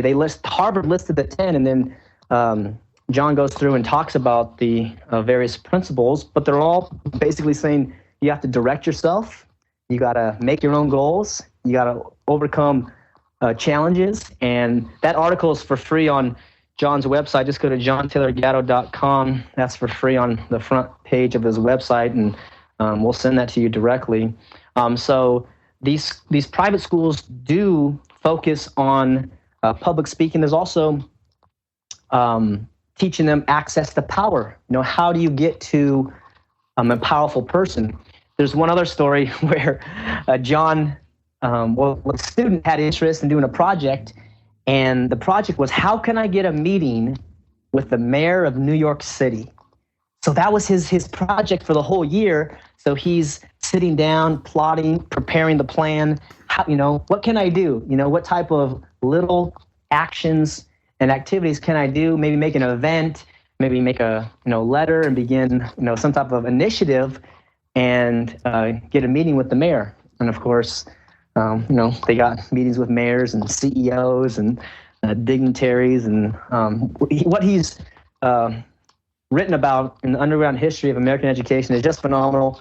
And I think your readers would get a lot of value. And despite the deep rabbit hole it goes down, it does come out. There are solutions throughout. So again, there's some real reasons to be positive despite the challenges we're looking at now. Yeah, I think it's really great what you're doing. I love how you put together that expo, and I've always wondered if I did have kids what I would do, and I tend to think now that I would lean towards that, but there's that fear, it comes up right away. So I'm glad there's someone like you out there giving some people some options. Fighting a good fight. And what was the date of the expo again? Maybe March 5th, I think. March 5th. Oh, that's right around my birthday. California don't sound so bad. San Jose is fairly close. It's fairly north, isn't it?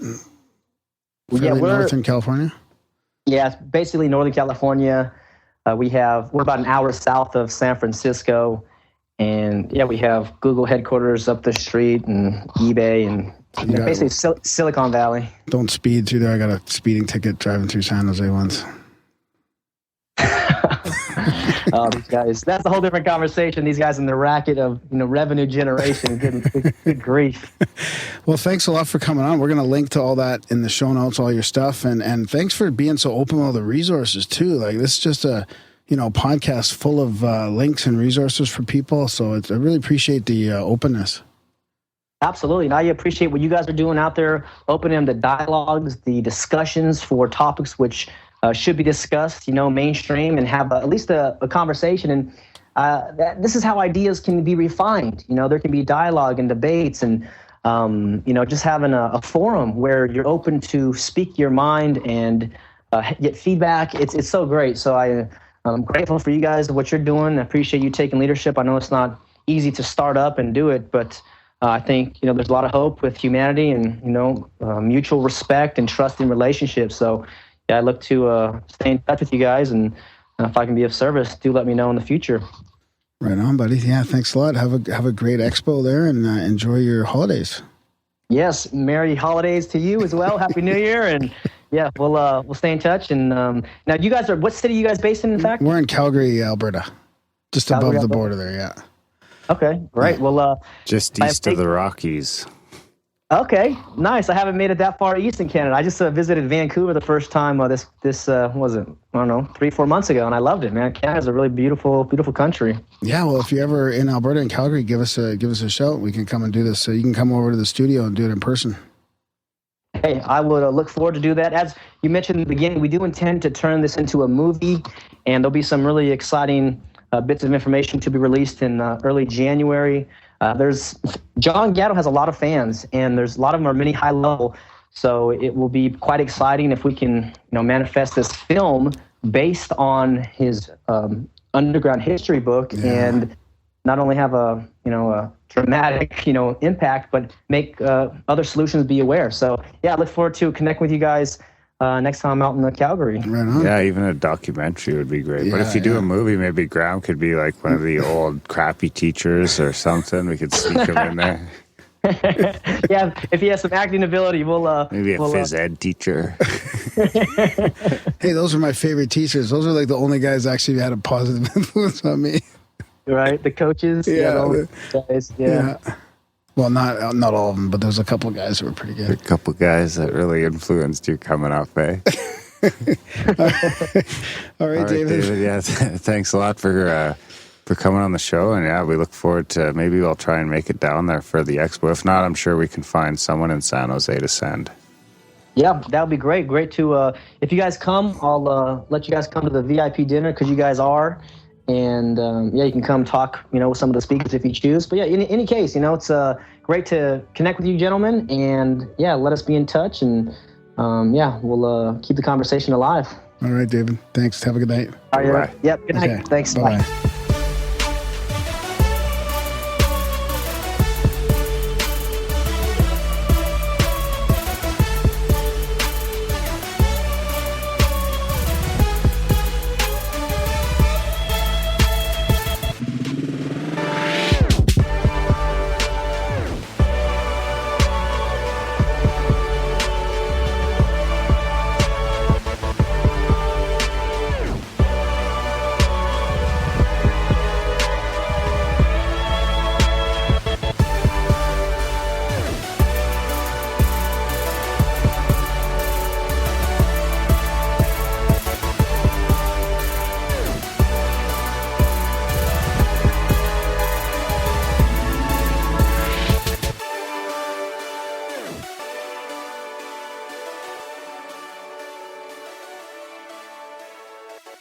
And that was our chat with David Rodriguez. What do you think, buddy?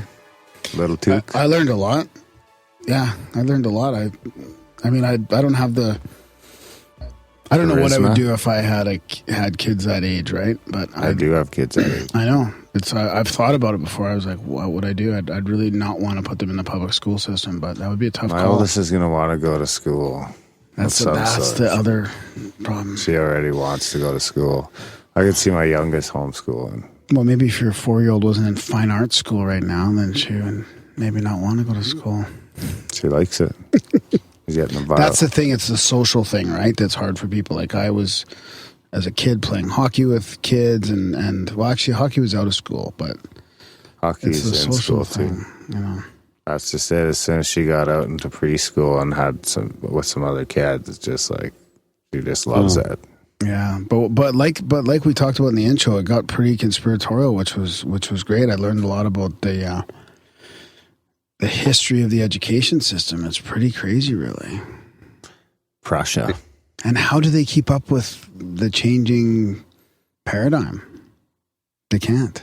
Barely. They barely can. Yeah, like you know, your sister must talk about that. I read how do they are people allowed to use Google in school and stuff like that? Because really, like you're just teaching people to memorize stuff that they can find out in a second, anyways. Yeah, that is something that we've discussed quite a lot. How school, in my humble opinion, shouldn't be about trying to memorize stuff. Dates of battles and the names of the capitals of countries. It should be about number one, how to find information. Number two, how to assess that the information is going to be valuable. Number three, how to apply that information. And number four, build up strong logical skills. How to tell out the bullshit. Find the needle in the haystack, and how to know when what you are reading needs to be checked or confirmed. Yeah, that's very well said. Yeah, so that's a good one. Check out the show notes. There's tons of links in there. Big thanks to Dave for coming on the show. Check out grimerica.ca/support for all the different ways to help support the show. That's about it. That's about it. Sign up for the newsletter. Sign other people up for the newsletter. Spam Graham. And tell your friends about the show. Thanks for listening. Merry Christmas. Feliz Navidad. Feliz Navidad. Because I think I'm going to schedule for this to come out Christmas morning. No. A timed release. Oh, yeah? Merry Christmas. Little Christmas present for people? Yeah. All right. Merry Christmas. Merry Christmas. See you then.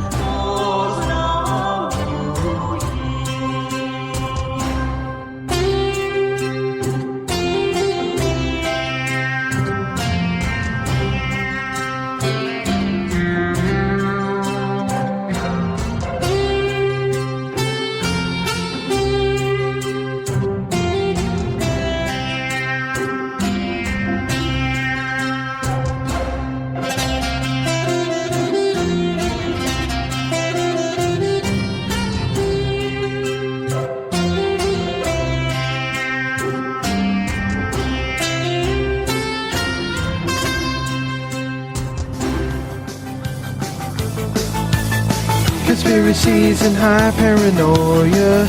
Here comes another show for ya. They're the kings of Grimerica. They're the kings of Grimerica. Everybody listen to Darren and Graham.